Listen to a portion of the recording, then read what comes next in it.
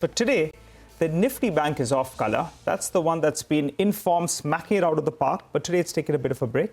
And that's the reason why the markets are under some pressure. Nimesh joins us to fill us in. What is he picking up in terms of flows? Nimesh, what's your take today? The big flows, we have seen in the last few sessions. Do you expect another big day? Looks like, Nigel, again, the sense I'm getting is that the FIs are better sellers, so you'll probably see a decent buy figure from the institutions even in today's trade.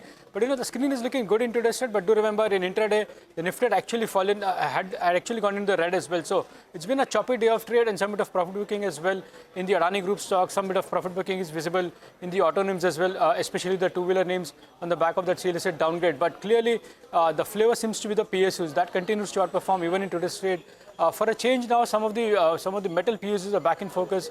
So the likes of SAIL, Nalco, they are buzzing in trade. And there was a big upgrade from Citi on the OMCs in the mid-hour trade today.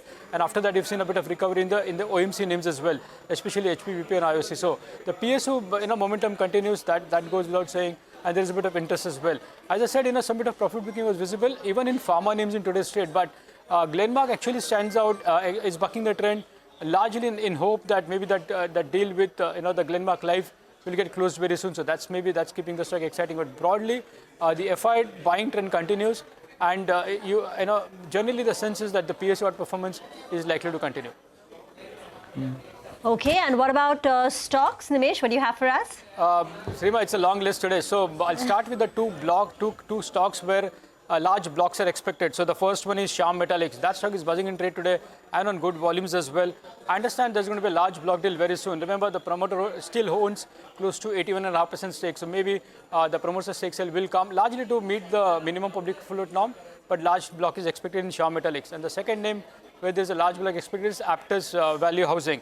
Even in Aptus, the stock has been consolidating, but I understand there's going to be a clean out trade very soon in Aptus as well. Looks like the P is likely to exit in that block deal. So these are the two expected blocks. Now, today there were a couple of large blocks as well. The first name was JTL Industries. There was a large block, and stock is under pressure since the block deal. But I understand in terms of identities, the non-promoter entity was a seller in today's block.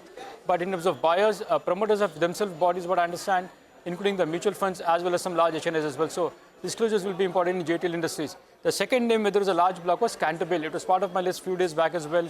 But in today's block deal, I understand some large HNIs have sold, and leading long-only fund is a buyer in today's block. So again, the disclosures will be important. The third is CapaciteInfra. That's been buzzing within the infra names in the last many days. Even in today's trade, the volumes on the higher side. The sense I'm getting is maybe the company is likely to raise funds by QIP very soon. So that's CapaciteInfra. And the last one is Jio Financial Services. After a long time, some bit of buying traction seems to be back. For the last couple of days, the delivery volumes are quite high in that stock. And I understand a leading long-only fund has been an active buyer in Jio Financials in the last many days. Okay, thank you very much for that, Nimesh.